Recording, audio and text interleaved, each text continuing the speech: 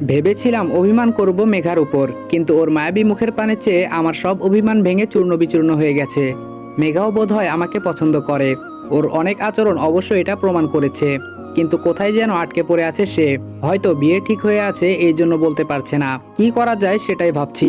মেঘাকে propose করব, না না আবার যদি রিজেক্ট করে দেয় লজ্জা পাবো। মেয়েদের মতিগতি বোঝা বড় দায়। হয়তো মেঘার আচরণ সবার সাথে এমন।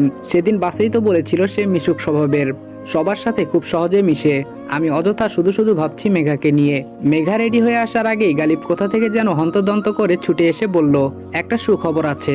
আমি বললাম কি? মেঘা বলল সেই মহিলাটির বাড়ির ঠিকানা পাওয়া গেছে। আমি বললাম কোন মহিলার? গালিব বলল ওই যে ফুপির বিয়ে ছিল না। আমি বললাম ও সে থাকে সেই ঠিকানায়। গালিব বলল কি বলবো, ঘটনা একদম নাজেহাল। আমি বললাম মানে? গালিব বলল সেই মহিলাটি নাকি চাকরি থেকে রিটায়ার্ড হওয়ার 2 দিন পর খুন হয়। আমি বললাম ওহ মাই গড। গালিব বলল আরেকটু বাকি আছে। আমি বললাম আবার কি? গালিব বলল তার ঠিক 1 দিন পর পুরুষ যে পিএস ছিল সেও আত্মহত্যা করে। আমি বললাম তুই এসব জানলি কি করে? গালিব বলল আমার সাথে চল। আমি বললাম এখনই? গালিব বলল হুম। আমি বললাম মেঘাকে নিয়ে এক জায়গায় যাব। গালিব বলল জাস্ট 1 মিনিট। আমি গালিবের সাথে চললাম, কে জানে আবার কি দেখাবে।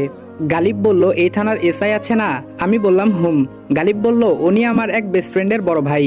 উনি গত 4 বছর ধরে এই থানায় আছে। সপ্তাহে কমপক্ষে 5 বার এই বাড়িতে আসে। অবশ্য ফুপির কাজের জন্যই আসে। ওনাকে জিজ্ঞেস করেছিলাম ফুপির পুরনো পিএ আর পিএস এর কথা। তারপর উনি বলে তাদের মৃত্যুর কথা। আমি বললাম আচ্ছা খুনিকে ধরতে পেরেছিল কিনা বলেনি?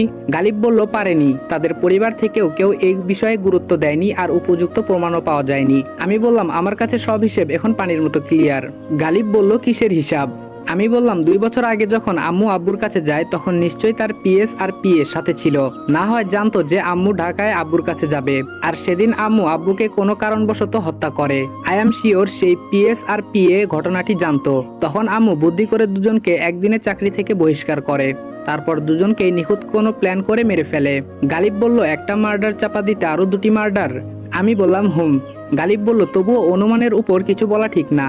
আমি বললাম হুম, এই জন্যই ওদের দুজনের বাড়িতে যাওয়া লাগবে। গালিব বলল ঠিক আছে, আগে বিয়ের ঝামেলা শেষ হোক। আমি বললাম বিয়ে হলে তো? গালিব বলল বিয়ে কিভাবে আটকিয়ে রাখবি? আমি বললাম দেখি না কি করা যায়। গালিব বলল ওই যে দেখ পুলিশের ড্রেসের লোকটা। আমি বললাম উনি? গালিব বলল হুম। আমি বললাম ওনাকেও হাতে রাখলাম। এখন আমি এক জায়গায় যাব। গালিব বলল কোথায় যাবি? আমি বললাম বলবো না। গালিব বলল বুঝেছি, আচ্ছা যা, তবে সাবধানে। আমি বললাম ওকে। গালিব বলল আর শোন। আমি বললাম কি? গালিব বলল মোটুর বিয়ের কথা চলছে। আমি বললাম বলিস কি, শালা বংশ বিস্তারও করবে নাকি? গালিব বলল কি জানি। আমি বললাম ওর এমন অবস্থা করব বংশ বিস্তার করার ক্ষমতা হারিয়ে ফেলবে। গালিব বলল বলাটা সহজ। আমি বললাম করেও দেখাবো। আচ্ছা পরে কি হয় আমাকে বলিস। গালিব বলল ওকে।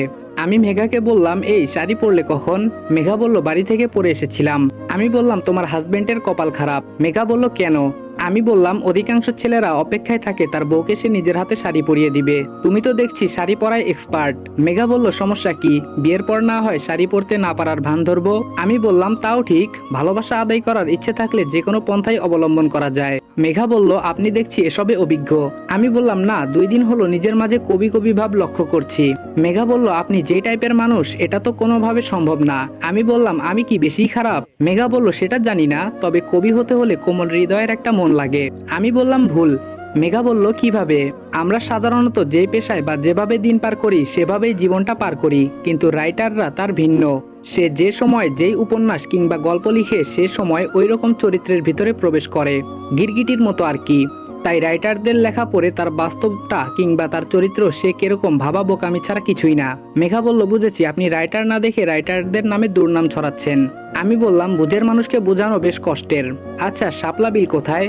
মেঘা বলল আর 1 মিনিট হাঁটলেই হবে। পশ্চিম আকাশে সূর্য হেলে পড়েছে সেই কখন। এখন ক্রমশ সে লাল বর্ণ ধারণ করছে। একটা ছোট ডিঙ্গি নৌকার সন্ধ্যা পর্যন্ত ভাড়া করলাম। মেঘা বিপরীত পাশে বসে বিলের পানি স্পর্শ করছে আর মুচকি হাসছে। সূর্যের রক্তিম আলো সরাসরি মায়াবতীর মুখে পড়ছে। তাতে যেন মেঘার মুখের মায়া 1000 গুণ বৃদ্ধি পেয়ে তার রূপে এনেছে এক অন্যরকম সৌন্দর্য। খোলা কেশে এমন মায়াবতীকে দেখলে পাগল হবে না এমন যুবক এই দেশে পাওয়া দুষ্কর। তাজমহলের রং যেমন সূর্যের আলোর সাথে পরিবর্তন হয়, তেমন এই মেয়ের চেহারার বিভিন্ন সময় বিভিন্ন আকৃতি ধারণ হয়। খুব ইচ্ছে করছে একটা শাপলা ফুল ওর কানে গুজে দিয়ে বলি শাপলা ফুলটা চেয়ে আছে তোমার পানে। তাই তাকে একটা উপযুক্ত স্থানে বসিয়ে দিয়ে ধন্য করলাম। কিন্তু বিকেল বেলা তাই একটা শাপলাও ফুটন্ত পেলাম না।